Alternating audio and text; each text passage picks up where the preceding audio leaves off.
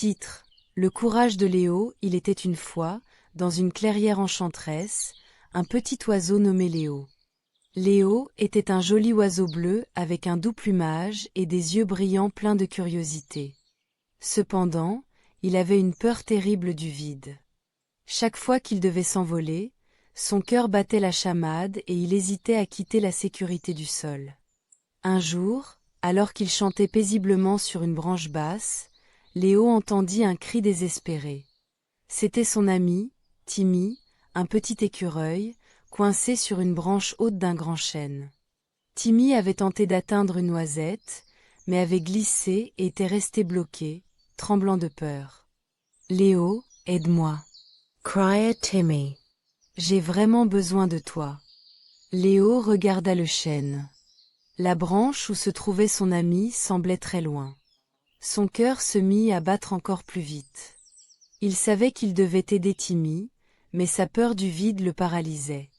Cependant, en voyant les yeux pleins d'inquiétude de son ami, Léo se rendit compte qu'il devait agir. Réfléchissant un instant, il se souvint des histoires que sa mère lui racontait sur le courage. Elle lui disait souvent que le courage ne signifie pas ne pas avoir peur, mais agir malgré sa peur. Inspiré par ces mots, Léo prit une grande inspiration. À chaque battement d'aile, il répétait dans sa tête « Je suis courageux. Je vais sauver mon ami. » Avec détermination, il s'élança vers le ciel, traversant le vide, ses ailes battant avec puissance. La montée était difficile. Léo pouvait sentir son cœur battre très vite, mais il se concentra sur le cri de Timmy et sur le besoin urgent de l'aider. Lorsqu'il atteignit enfin la branche où se trouvait Timmy, il se posa avec précaution à côté de lui. « Accroche-toi à moi, Timmy. » proposa Léo. Avec un peu d'hésitation, Timmy attrapa Léo par la queue. Ensemble, ils se mirent à glisser lentement sur la branche, avant que Léo ne prenne son élan et ne descende en toute sécurité vers le sol. Une fois au sol, Timmy sauta de joie et remercia Léo. « Tu es incroyable. Tu as surmonté ta peur pour me sauver. » Léo sourit, se rendant compte que la peur qu'il avait ressentie n'avait pas disparu, mais qu'il avait trouvé la force de l'affronter. Il comprit que la véritable bravoure réside dans la volonté de surmonter ses craintes pour aider ceux que l'on aime. Et c'est ainsi que Léo, le petit oiseau bleu, apprit une leçon précieuse. Même si la peur peut être écrasante, l'amour et le courage sont toujours plus puissants. Et à partir de ce jour, Léo n'eut plus jamais peur du vide. Leçon de vie: le courage n'est pas l'absence de peur, mais la capacité d'agir malgré elle. Titre: Le courage de Flamme. Il était une fois, dans un village isolé au pied d'une montagne, un jeune dragon nommé Flamme. Contrairement à ses semblables, Flamme avait toujours eu peur de cracher du feu. Tandis que les autres dragons jouaient et se régalaient de leurs flammes éclatantes, lui restait en retrait, troublé par l'idée de blesser quelqu'un accidentellement. Il était l'enfant un dragon, mais pour lui, son pouvoir était une source d'angoisse. Un jour, le paisible village fut plongé dans la terreur lorsqu'une horde d'envahisseurs menaçantes se dirigea vers eux. Les villageois, désespérés, se réunirent et décidèrent d'envoyer un message au dragon, leur dernier espoir pour se défendre. Mais lorsqu'ils approchèrent Flamme, ce dernier tremblait déjà à l'idée de devoir utiliser son souffle ardent. Les jours passèrent, et les envahisseurs s'installèrent de plus en plus près du village. Les habitants étaient en émoi. Flamme les observait, sa peur le paralysant. C'est alors qu'il rencontra une vieille tortue, sagesse incarnée, qui l'interpella. « Pourquoi es-tu si triste, jeune dragon ?» demanda-t-elle. « J'ai peur, » répondit Flamme. « Je crains de blesser quelqu'un si je crache du feu, je ne sais pas si je peux le faire. » La tortue sourit doucement. « La force ne se mesure pas seulement à la puissance de ton souffle, jeune ami. Parfois, c'est la bravoure dont tu fais preuve pour utiliser ce que tu as en toi qui fait la différence. » Inspiré par ces mots, Flamme commença à réfléchir. Il réalisa que tout le monde comptait sur lui, et que sa peur ne devait pas l'empêcher d'agir. La nuit précédant l'attaque, il prit le temps de s'entraîner dans la forêt, apprenant à maîtriser sa flamme avec précaution. Le lendemain matin, les envahisseurs firent leur apparition, armés et prêts à attaquer. Les villageois étaient paralysés par la peur. Flamme, déterminé à les protéger, volait plus haut dans le ciel, son cœur battant à tout rompre. Mais cette fois, au lieu de fuir, il fit face à ses peurs. Il prit une grande inspiration et cracha un petit jet de feu, veillant à diriger ses flammes vers des buissons, créant une barrière de feu qui stoppait les envahisseurs. Émerveillés par la détermination du jeune dragon, les villageois prirent courage et se battirent à ses côtés. Ensemble, ils réussirent à repousser les intrus. Lorsque tout fut terminé, Flamme, épuisé mais fier, se rendit compte que la vieille tortue avait raison. Sa force n'était pas seulement dans la puissance de ses flammes, mais dans son courage à les utiliser pour défendre ceux qu'il aimait. Les villageois le remercièrent et célébrèrent sa bravoure. Flamme avait appris une leçon précieuse ce jour-là.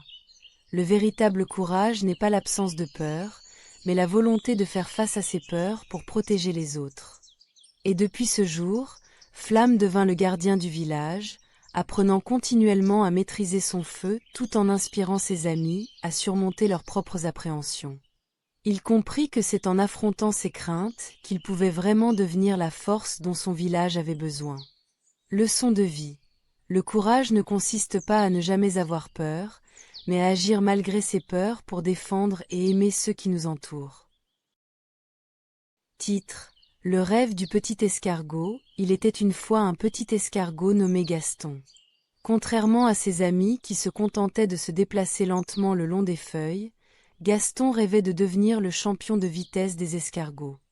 Chaque jour, il regardait les autres animaux s'affronter dans des courses folles et il rêvait de participer un jour à l'une d'elles.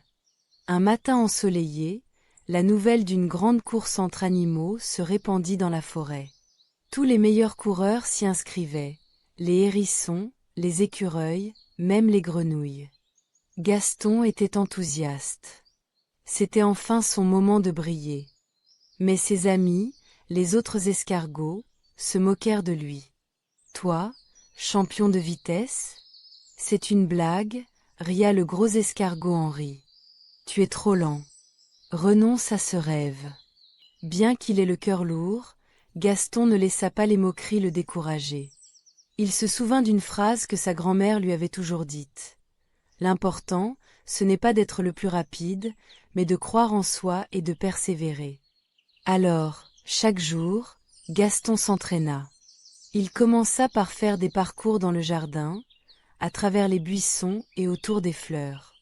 Il découvrit à chaque foulée qu'il pouvait améliorer sa vitesse, mais surtout, il apprit à garder la persévérance quand les choses devenaient difficiles. Le jour tant attendu de la course arriva. Tous les animaux s'étaient rassemblés, leur taille et leur rapidité écrasant presque la détermination de Gaston.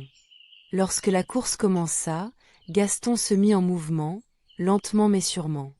Les autres animaux le dépassèrent rapidement, mais Gaston se concentra sur lui-même. Au fur et à mesure de la course, certains des coureurs commencèrent à fatiguer, trébuchant ou se reposant. Gaston, lui, était déterminé. Il se rappela de chaque instant d'entraînement, de chaque moment de doute qu'il avait surmonté. Alors qu'il approchait de la ligne d'arrivée, il vit ses amis l'encourager, un changement de ton qui le remplit de fierté. Gaston ne gagna pas la course, mais il arriva en 3e position, ce qui était une grande réussite pour un petit escargot. En réalisant son rêve de participer, il avait non seulement prouvé sa valeur à lui-même, mais il avait aussi gagné le respect des autres animaux. À la fin de la journée, alors qu'il racontait son aventure à sa famille et ses amis, il comprit que gagner n'était pas tout. Ce qui comptait vraiment, c'était le voyage, les efforts fournis et la confiance en soi qu'il avait appris à cultiver. La leçon de Gaston résonna dans son cœur et dans la forêt. N'abandonnez jamais vos rêves, peu importe les obstacles et les moqueries. Croyez en vous-même, persévérez et vous serez surpris de la force qui se cache en vous. Et c'est ainsi que Gaston devint un héros local, non seulement pour sa participation à la course, mais pour son immense courage et sa détermination. Fin. Titre. Le jardin des leçons. Il était une fois, dans un petit village bordé de collines verdoyantes, une fillette nommée Clara. Curieuse et rêveuse, Clara passait ses journées à explorer les bois et les champs environnants. Un jour, alors qu'elle se promenait, elle découvrit une porte en bois, en partie cachée par des lianes fleuries. Intriguée, elle poussa la porte et entra dans un jardin entièrement différent de tout ce qu'elle avait vu. Ce jardin était éclatant de couleurs vives, avec des fleurs qui brillaient sous le soleil et des arbres chargés de fruits étranges. Clara, émerveillée, décida de s'avancer. Chaque plante semblait avoir une histoire à raconter. La première plante qu'elle rencontra était un tournesol géant, qui lui dit avec une voix douce « Bonjour, Clara. Je m'appelle Soléo. Regarde comme je me tiens droit, toujours tourné vers le soleil. La leçon ici est d'accepter qui tu es et d'être fier de toi. Le courage commence par aimer sa propre lumière. » Inspirée par ces mots, Clara se redressa et se promit de toujours être elle-même. En continuant son exploration, elle croisa un arbre aux branches étendues, couvert de doux fruits. « Je suis l'arbre de l'amitié, » annonça-t-il. « Je te montre que les amis, comme mes branches, s'entraident et se soutiennent dans les moments difficiles. N'hésite jamais à demander de l'aide quand tu en as besoin. » Clara réfléchit à ses propres amis et se rappela un moment où elle avait hésité à demander de l'aide à sa meilleure amie pour un problème à l'école. Elle décida qu'à partir de ce jour, elle serait plus ouverte et demanderait du soutien. Plus loin, elle découvrit une petite fleur délicate, qui se nommait Fragiletta. « Ne te laisse pas tromper par ma taille, » murmura-t-elle. « Je suis souvent balayée par le vent, mais je ne me laisse pas abattre. La force ne dépend pas de la taille. Même les plus petits, peuvent accomplir de grandes choses. » Clara se sentit pleine d'espoir et de détermination. Elle se rappela des fois où elle avait douté de ses capacités. La fleur lui avait appris que chaque effort comptait, peu importe la taille de l'action. Alors qu'elle se dirigeait vers la sortie, Clara aperçut une dernière plante, un beau rosier. « Bonjour, Clara, » dit-il. « Je suis Roselle, et je suis ici pour te rappeler que l'amitié et le courage nécessitent parfois de faire face à des épines. Les vrais amis sont ceux qui restent à tes côtés même lorsque les temps sont durs. » Clara pensa à ses amis et réalisa combien il était important de rester loyal, même lorsque des malentendus surgissaient. Avec toutes ces leçons en tête, Clara sentit son cœur se gonfler de sagesse. Elle remercia le jardin et toutes ses plantes avant de quitter cet endroit magique. En revenant chez elle, Clara se leva la tête haute. Elle savait qu'elle serait toujours fière de qui elle était, qu'elle demanderait de l'aide sans hésitation, qu'elle agirait avec courage, même dans les petites choses, et qu'elle chérirait ses amis à travers les tempêtes de la vie. Depuis ce jour, Clara ne cessa jamais d'explorer le monde autour d'elle, mais elle connaissait désormais la véritable magie, celle des leçons de vie que l'on apprend sur le chemin de l'amitié et du courage. Fin. Leçons de vie. Le courage, l'amitié et l'acceptation de soi sont des clés essentielles pour grandir et surmonter les défis de la vie. Titre. Le nuage rêveur et l'arc-en-ciel joyeux. Il était une fois, dans un ciel bleu lumineux, un petit nuage nommé Nimbus. Nimbus était un nuage rêveur qui regardait avec admiration les arcs-en-ciel colorés qui apparaissaient après la pluie. Chaque fois qu'il voyait l'un de ces arcs-en-ciel, il ressentait une profonde envie de devenir l'un d'eux. « Oh, comme j'aimerais apporter de la joie aux enfants en étant un arc-en-ciel !» se disait-il. Un jour, après une belle pluie, un arc-en-ciel flamboyant s'est dessiné dans le ciel.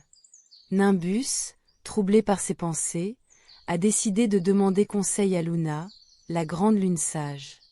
Il s'est approché d'elle, flottant doucement dans l'air. « Luna, je veux devenir un arc-en-ciel, mais je ne sais pas comment faire pour apporter de la joie aux enfants, » se plaignit-il. Luna, avec une douce luminescence, lui répondit, « Cher Nimbus, chaque nuage a ses propres talents. Tu n'as pas besoin de te transformer en arc-en-ciel pour apporter de la joie. Pourquoi ne pas utiliser ta propre magie ?» Nimbus réfléchit à ces mots. Il avait toujours été capable de créer des formes amusantes dans le ciel. Il pouvait se transformer en animaux, en cœurs, et même en châteaux. Alors, il décida d'essayer.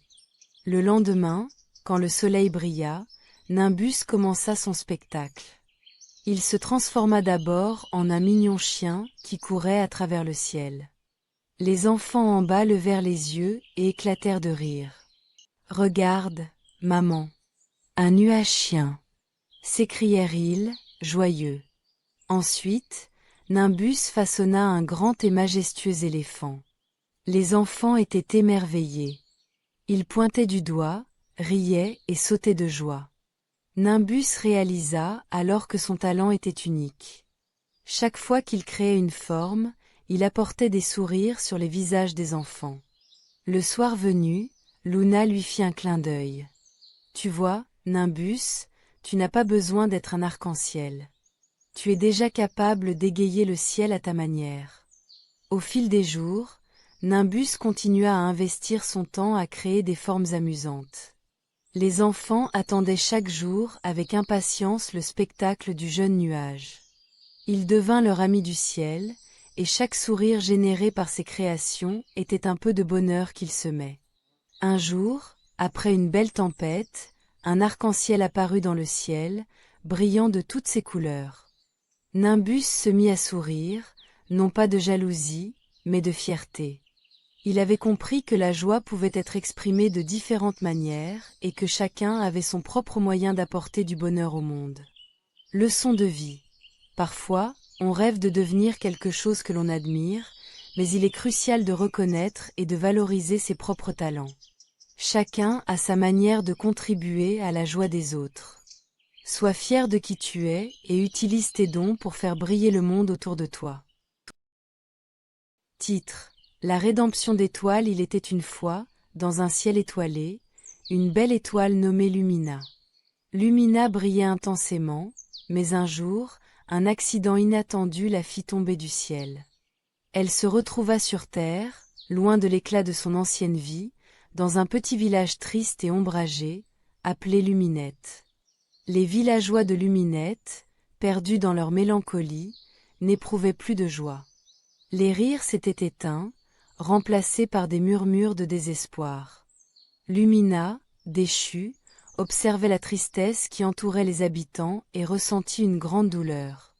Elle souhaitait retrouver sa place parmi les étoiles, mais elle savait que cela ne se ferait pas sans une rédemption. Déterminée à illuminer la vie des villageois, Lumina commença par accomplir de petits actes de bonté. Son premier geste fut d'aider un vieux menuisier, nommé Gustave, dont les mains tremblaient. Lumina s'approcha de lui et, avec sa magie stellaire, elle transforma quelques morceaux de bois en jouets pour les enfants du village. Lorsque Gustave vit son travail pris de vie, un sourire illumina son visage pour la première fois depuis des années. Inspirée par ce réveil de joie, Lumina décida d'aller plus loin. Elle entendit parler d'une jeune fille nommée Clara, qui rêvait d'apprendre à lire mais qui n'avait jamais pu, faute de livres. Lumina se rendit chez Clara la nuit suivante et, en un clin d'œil, elle fit apparaître des livres magiques. Clara était émerveillée. Elle se mit à lire à haute voix, et bientôt, les enfants du village se rassemblèrent autour d'elle, captivés par les histoires merveilleuses qu'elle racontait. Les actes de Lumina commencèrent à porter leurs fruits. Les villageois s'assemblaient chaque soir autour de Clara pour écouter ses histoires, et peu à peu, la tristesse s'évanouissait, remplacée par des rires et des chants. Les villageois, inspirés par Lumina, recommencèrent à s'entraider. Ils organisèrent des fêtes, prirent soin des vieux, et cultivèrent des jardins fleuris. Mais Lumina savait qu'elle n'avait pas encore terminé sa mission. Elle se rendit compte que pour redevenir une étoile, elle devait faire preuve de bonté en aidant le village à croire en lui-même. Ainsi, elle invita chaque habitant à réaliser au moins un acte de bonté par jour. Un jour, Un grand orage s'approcha de Luminette. Les villageois, justement soudés, mirent en pratique les leçons de Lumina. Ils aidèrent les plus vulnérables, protégèrent les enfants, et se soutinrent mutuellement. Lorsque la tempête fut passée, le village se réveilla, non pas avec la tristesse de la veille, mais avec un sentiment d'unité incroyable. Éprouvée, Lumina sentit une douce chaleur l'envahir. Les Ziel nocturne Illuminate. Avec un éclat de lumière éblouissant, elle sut que sa mission de rédemption était accomplie. En remerciant les villageois en leur laissant une dernière lumière scintillante, Lumina s'éleva dans le ciel, retrouvant sa place parmi les étoiles. L'histoire de Lumina se transmettrait de génération en génération dans le village. Les villageois avaient appris qu'un petit acte de bonté peut changer le monde et qu'ensemble, ils pouvaient surmonter toutes les tempêtes de la vie. Leçon de vie. Parfois, même les plus grands des désastres peuvent mener à une belle lumière. En semant des actes de bonté autour de nous, nous illuminons non seulement la vie des autres, mais également notre propre chemin. Dans la ville futuriste de Technopolis, les robots prenaient soin des enfants, leur proposant des jeux, des histoires et des leçons. Les enfants adoraient leurs compagnons mécaniques, et tous semblaient vivre en parfaite harmonie.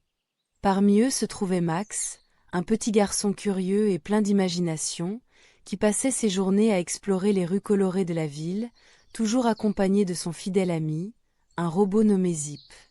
Mais un jour, alors qu'il jouait près d'un vieux parc abandonné, Max découvrit quelque chose d'étrange. Dans un coin ombragé, il aperçut un robot désactivé, recouvert de poussière et de feuilles. Intrigué, il s'approcha et reconnut que ce robot avait une apparence similaire à celle de Zip, mais beaucoup plus usée.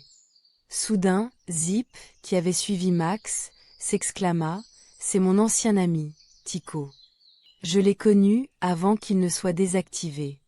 Il avait un cœur magnétique qui l'aidait à aimer et à ressentir des émotions. » Max, touché par l'histoire de Zip, décida de tout faire pour aider Tico.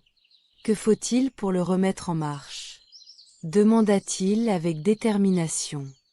Zip répondit, « Nous avons besoin de retrouver son cœur, mais il est caché quelque part dans cette ville. » Les deux amis entreprirent une quête passionnante à travers Technopolis.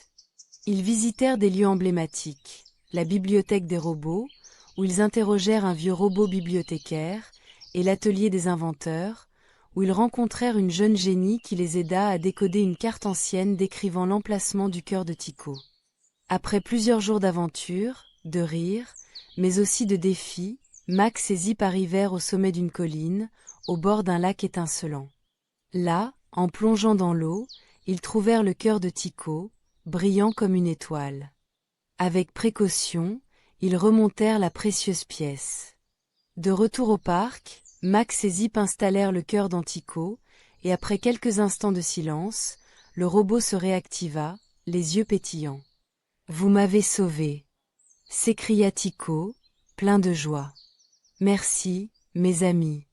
Je ne suis pas seulement un robot, je suis capable d'associer et de partager des émotions qui rendent la vie plus belle. » Max, ému, comprit l'importance de l'amitié et du travail d'équipe. Il réalisa que peu importe qu'on soit humain ou robot, chacun a une valeur unique et un rôle à jouer dans la société. Tico, Zip et Max devinrent inséparables et organisèrent même des ateliers pour sensibiliser les autres enfants à la nécessité de protéger et d'apprécier leurs amis robots. La leçon de vie, l'entraide et l'amitié transcendent les différences. Que l'on soit humain ou robot, chaque cœur a sa propre histoire à vivre et mérite d'être aimé. Ensemble, on peut surmonter n'importe quel obstacle et rendre le monde meilleur. Titre: Le bracelet de l'harmonie. Il était une fois, dans un petit village niché au bord d'une forêt luxuriante, une jeune fille nommée Elina. Curieuse et pleine de vie, elle passait ses journées à explorer la nature, fascinée par les animaux qui l'entouraient. Cependant, elle souvent se sentait triste, car elle ne pouvait pas communiquer avec eux. Un jour, en se promenant près d'un vieux chêne, Elina découvrit un bracelet scintillant à ses pieds. Intriguée, Elle le ramassa et ressentit immédiatement une chaleur réconfortante. En l'enfilant, une douce mélodie flottant dans l'air l'entoura, et soudain, elle entendit une petite voix. « Bonjour, Elina. » C'était un petit écureuil nommé Toupie. Étonnée et ravie, Elina réalisa qu'elle pouvait désormais parler aux animaux. Toupie, aux yeux malicieux, lui expliqua que le bracelet avait le pouvoir de permettre à son porteur de comprendre le langage des animaux intelligents. Elina passa les jours suivants à explorer la forêt avec Toupie. Elle rencontra des oiseaux qui chantaient des histoires de la création du monde, des renards sages qui partageaient des légendes anciennes, et même un vieux hibou qui lui parla des dangers que laisserait l'ego de l'humanité sur la planète. Tout ce qu'il lui racontait mettait en avant l'importance de l'harmonie entre les espèces qui vivent côte à côte. Un jour, alors qu'elle était en compagnie de ses nouveaux amis, Elina apprit que certains humains du village, guidés par leur avidité, avaient décidé de couper des arbres pour construire de nouvelles maisons. Les animaux étaient terrifiés à l'idée de perdre leur foyer. Elina, touchée par leur détresse, décida qu'il fallait agir. Avec Toupie et tous les autres animaux, elle organisa une réunion au village. Elle invita les habitants à venir écouter ce que les animaux avaient à dire. La veille de la rencontre, elle se prépara soigneusement, tandis que ses amis de la forêt pratiquaient leur discours. Le grand jour arrivé, les villageois se rassemblèrent, perplexes mais curieux. Elina prit la parole, son cœur battant la chamade. « Chers amis, le bracelet que je porte m'a offert un don précieux, celui de comprendre les animaux. Ils ressentent la peur, la douleur, mais aussi la joie. Aujourd'hui, je vous invite à écouter leur voix. » Toupie, entouré d'animaux de toutes espèces, prit à son tour la parole. Il raconta comment chaque arbre, chaque ruisseau contribuait à l'équilibre de leur monde. Les oiseaux expliquèrent les dangers de la pollution et des destructions. À mesure que les histoires s'égrenaient, une prise de conscience émergea parmi les villageois. Finalement, le maire du village, ému, prit la parole. « Nous avons agi sans réfléchir, mais il est temps de changer. Nous devons cohabiter avec nos voisins de la forêt, non pas les ignorer. » Il proposa de créer un parc protégé, permettant aux humains de découvrir la beauté de la nature tout en protégeant les habitats des animaux. Tous applaudirent avec enthousiasme, et Elina sentit son cœur se remplir de fierté. Elle avait non seulement permis un échange précieux entre ces deux mondes, mais elle avait aussi renforcé l'idée que la coexistence était possible. En rentrant chez elle ce soir-là, Elina retira le bracelet avec un sourire.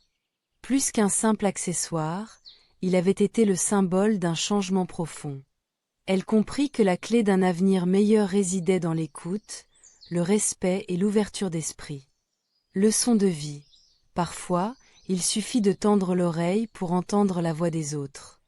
Lorsque nous écoutons et respectons les besoins de chacun, nous pouvons construire ensemble un monde harmonieux.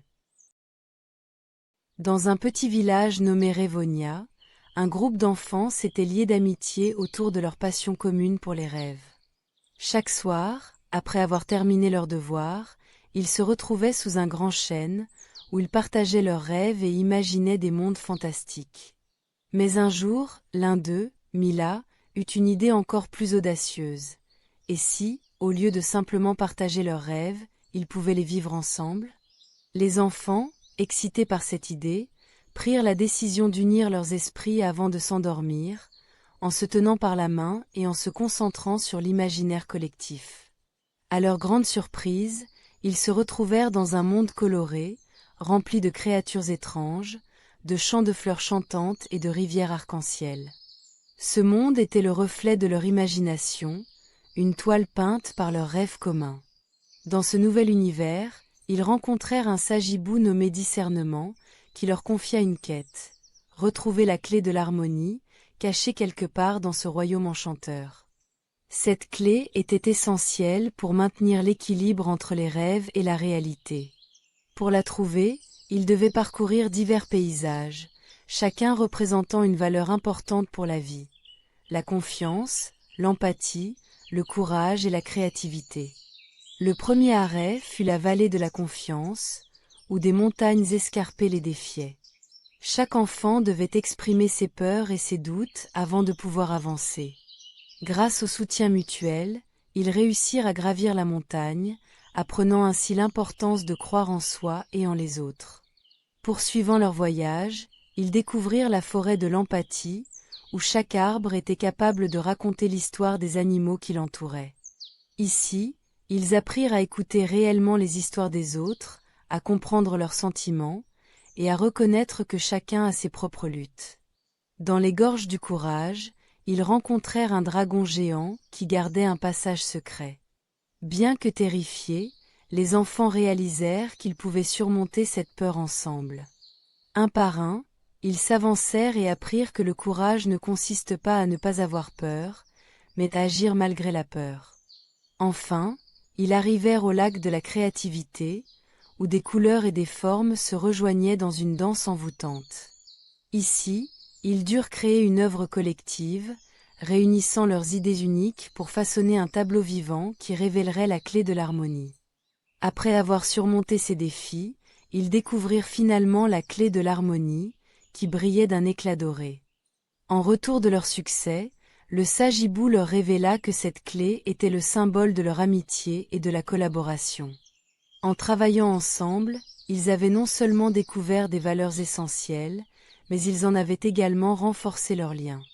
Alors qu'ils revenaient dans la réalité, ils se réveillèrent tous avec un sourire, conscients que leur aventure dans le monde des rêves les avait rapprochés et leur avait appris une précieuse leçon. La force de l'amitié et le pouvoir de l'unité peuvent surmonter n'importe quel obstacle. Désormais, chaque soir sous le grand chêne, ils se rappelaient d'être là les uns pour les autres, cultivant leur imagination tout en appliquant les leçons apprises dans le monde réel. De cette manière, les rêves de Rayvonia ne cessèrent jamais d'évoluer, car ensemble, ils avaient découvert la magie de leur voix collective, solide comme un chêne. Titre: La quête des étoiles oubliées. Il était une fois, dans une école spatiale flottant au-dessus de la planète Lumina, un groupe d'amis inséparables. Nova, une brillante astronome, Orion, un passionné de technologie, Stella, une experte en langues extraterrestres, et Cosmo, le rêveur du groupe. Leur école, l'Académie des explorateurs galactiques, accueillait des élèves de toutes les galaxies, mais ils avaient un défi de taille devant eux. Un jour, leur professeur de cosmologie, le docteur Zénith, les convoqua. « Chers élèves, notre belle planète Lumina est en danger. Un ancien artefact, la clé des étoiles, a été dérobé. Si nous ne le retrouvons pas, notre monde sera oublié pour l'éternité. » L'inquiétude s'empara du groupe. Nous avons une semaine pour résoudre l'énigme des étoiles oubliées. Cela nécessitera intelligence, créativité et travail d'équipe. Déterminés, les amis commencèrent leur quête. Leur première étape les mena à la Bibliothèque intergalactique, un immense bâtiment rempli de livres anciens et de hologrammes de galaxies lointaines.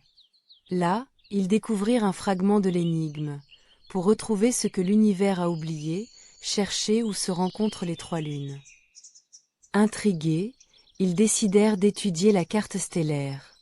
Après plusieurs heures d'analyse, ils réalisèrent que les trois lunes étaient en fait dans le système de Silari, un endroit où ils avaient déjà fait un voyage scolaire.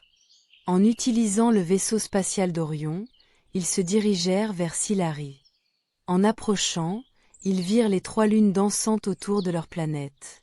Cependant, en explorant la première lune, ils rencontrèrent une créature étrange et sage, un sélénite nommé Luma. « Pour progresser, vous devez déchiffrer la langue des étoiles, » dit Luma, avant de disparaître dans un nu de poussière d'étoiles. Stella se mit alors à traduire des symboles mystérieux gravés sur la lune. Chaque symbole représentait une valeur: respect, courage, amitié et persévérance. Le groupe comprit alors qu'ils devaient rassembler ces valeurs pour activer la clé des étoiles. Ils décidèrent de se rendre sur la deuxième lune, où ils pourraient tester leur amitié. Là, ils furent confrontés à des épreuves. Par exemple, une épreuve où ils devaient répondre à des questions sur l'histoire de Lumina. Chaque bonne réponse renforçait leur lien d'amitié et leur détermination. En réussissant à surmonter les obstacles, ils réalisèrent qu'ensemble, ils n'étaient pas seulement des amis, mais une équipe capable de surmonter n'importe quel défi. Finalement, ils voyagèrent vers la 3e lune. C'était là que se cachait l'artefact tant convoité, la clé des étoiles. Mais un dernier test les attendait, une chambre scellée où ils devaient aligner leurs valeurs. En plaçant des cristaux représentant respect, courage, amitié et persévérance dans le bon ordre, la chambre s'ouvrit, révélant la clé. Triomphant, Orion, Stella, Cosmo et Nova la prirent et retournèrent à Lumina. Lors de leur retour, ils arrivèrent juste à temps pour empêcher l'oubli de leur planète. À leur grande joie, la clé des étoiles émettait une lumière qui illuminait toute la région, rappelant à l'univers l'importance de Lumina. Le professeur Zénith les félicita. Vous avez non seulement sauvé votre planète, mais vous avez également découvert une leçon précieuse. Chaque société, même celle qui peut sembler insignifiante, a sa valeur. Le respect, l'amitié et la persévérance sont les clés pour surmonter les défis. Et ainsi, Nova, Orion, Stella et Cosmo continuèrent leurs études à l'académie, plus unis que jamais, sachant que la richesse de leur amitié était la véritable essence de leur victoire. Leçon de vie. Ensemble, grâce à notre amitié, notre respect mutuel et notre persévérance, nous pouvons surmonter n'importe quel obstacle et rappeler à chacun que chaque voix compte dans l'univers.